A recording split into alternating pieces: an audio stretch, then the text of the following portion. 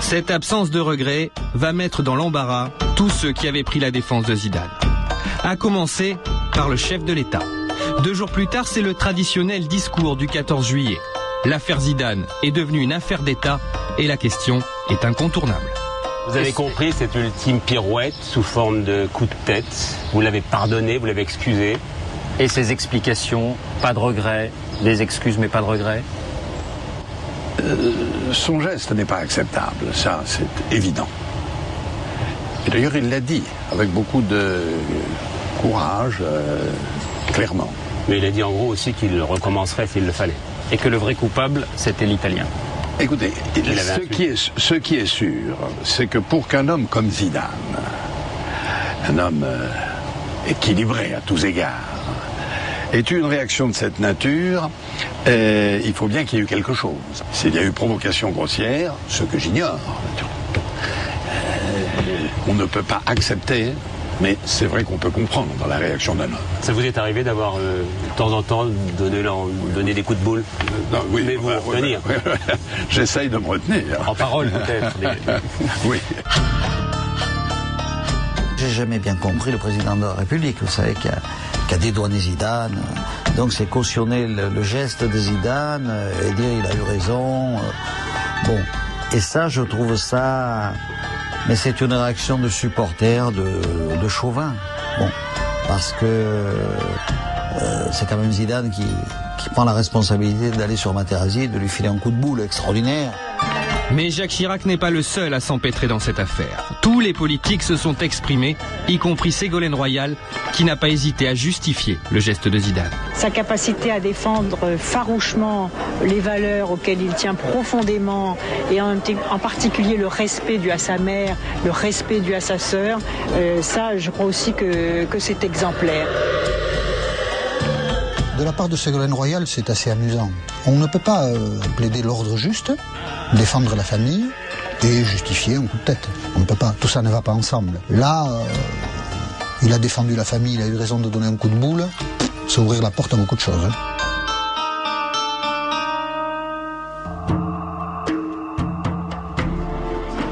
Zidane s'est exprimé, Materazzi aussi, la veille. Le champion du monde a accordé son interview à un quotidien sportif italien. Nous nous sommes procuré les images, Zidane est resté vague, Materazzi veut mettre les choses au clair.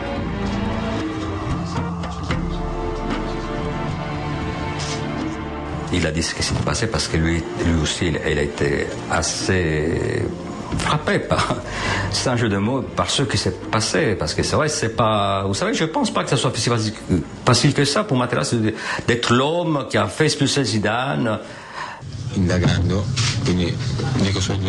y a 2 choses que je veux déclarer au monde entier. Je n'ai fait absolument aucune référence à la religion, à la politique et encore moins raciste. C'est tout ce que je peux dire, moi.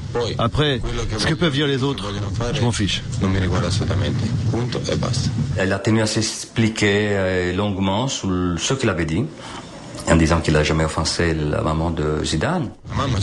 La maman? Vous savez, moi encore aujourd'hui, j'ai du mal à parler de ma propre mère, sinon je me mets à pleurer. Vous savez, j'ai perdu ma mère quand j'avais 15 ans. Et ça me fait encore beaucoup de peine. Tout ça pour dire que je ne me permettrai jamais d'insulter la mère de qui que ce soit. Zidane lui a demandé est-ce que tu veux mon maillot? T'arrêtes pas de le toucher, tout ça. Et Materazzi lui a dit t'as qu'à le donner à ta sœur. Pas tout à fait ça, il a ajouté quelque chose d'autre. Voilà. Je ne comprends pas pourquoi, dans ces circonstances, c'est moi qui serais considéré comme celui qui a fauté. Je n'accuse personne, mais moi j'ai rien fait. Il ne pensait pas que sa réaction, son mot d'injure, d'insulte, il pouvait provoquer une si grande réaction et créer un drame si grand et chez Zidane, avec une expulsion, et en France. Zidane et Materazzi ne donnent pas la même version des insultes. Alors, qu'en est-il vraiment? Materazzi a-t-il tenu des propos racistes? S'en est-il pris à la mère ou à la sœur de Zidane? Nous nous sommes procuré une séquence inédite de l'altercation, filmée de face. Cette séquence, nous l'avons soumise à une traductrice franco-italienne, spécialiste de la lecture sur les lèvres. Voici son analyse. Donc là, est-ce que sur cette séquence, on a l'impression qu'il parle de terrorisme, il a des propos racistes? Du tout, il invite à jouer, ses copains à jouer, et ensuite il parle du t-shirt que Zidane offre, la maillette que Zidane offre, et c'est là que Materazzi lui dit qu'il peut la donner à la pute de sa sœur. Il répète? Et après, il le répète encore une fois. Entre-temps, entre les deux, entre la première fois qu'il dit la pute de sa sœur et la deuxième fois, il dit merde, merde.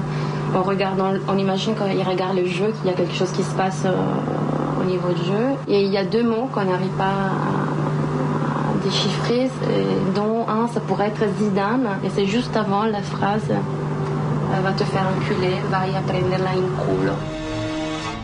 Après une lecture minutieuse, l'échange a pu être intégralement reconstitué. Gioco, cosa vuoi?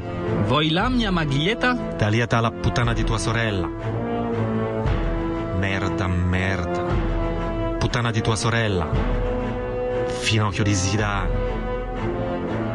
Vai a prenderlo il culo. Des insultes choquantes, mais finalement assez banales dans l'univers du football. Elles expliquent difficilement à elles seules la réaction de Zidane. Tous les joueurs se provoquent. Hein. J'étais encore l'autre jour à un match à Marseille, c'était ça. C'est des insultes, des bousculades, ça existe tout le temps. Donc ça existait en finale, comme pour tous les autres matchs. Zinedine Zidane, depuis ses débuts, il en a entendu sur tous les terrains. Et sur toute sa famille. Pourquoi là? Pourquoi Zidane a-t-il craqué à cette 107e minute? Les véritables raisons sont bien au-delà des insultes de Materazzi.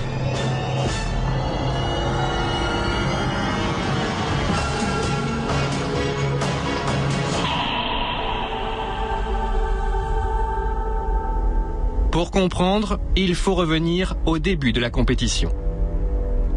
Zidane s'est mis la pression tout seul car il a commis une erreur. En annonçant sa retraite avant la coupe, il a attiré vers lui tous les projecteurs. Forcément, ça mettait la pression. Chaque match pouvait devenir le dernier match de Zinedine Zidane. C'est le meilleur joueur du monde, donc tout le monde attend une extraordinaire performance de Zidane. Le 12 juin, première conférence de presse des Bleus. Zidane refuse que l'on se focalise sur lui. Ses dernières phrases publiques, ça a été de dire « Ne prenez pas cette Coupe du Monde comme la fin de Zinedine Zidane, mais plutôt comme le début de quelque chose d'autre. » Je pense qu'on est préparés tous pour faire quelque chose de bien. On ne pense pas à ce que ce soit ma dernière à moi. C'est plutôt un début de quelque chose qui va se passer pour les autres, plutôt qu'une fin de Zidane. Ça voulait dire aussi, maintenant, reportez-vous sur eux. Arrêtez de m'assaillir de questions sur ma fin. D'abord parce qu'il n'avait pas tellement apprécié que la presse le secoue un peu et le bouscule dans la période de méforme de l'équipe de France, les 3 matchs de préparation. Et justement, Zidane s'énerve lorsqu'on évoque ses critiques. Oui, je les trouve toujours injustes, oui. Parce qu'en fait, vous n'êtes pas objectif du tout, donc forcément, oui, on les trouve injustes. Mais c'est votre métier en même temps, moi je ne vais pas rentrer là-dedans. Zidane répond brièvement à la dernière question des journalistes. Bien. Il quitte la salle, agacé. Il ne participera plus aux conférences de presse durant tout le mondial. C'est quelqu'un qui n'aime pas être critiqué, je crois qu'on a pu voir, n'aime pas être insulté non plus. Et voilà, c'est quelqu'un qui a beaucoup d'orgueil. Et l'orgueil de Zidane est une nouvelle fois atteint lorsque la presse espagnole entend le mettre à la retraite dès les 8e de finale. Il a été énervé pendant toute la Coupe du Monde parce qu'il savait qu'il n'avait plus le rendement du grand Zidane. Moi je crois que c'est ça. Zidane est vexé. Alors il veut prouver à ses détracteurs qu'il peut emmener son équipe en finale. Zidane était toujours le premier à courir, le premier à faire les exercices, à montrer l'exemple.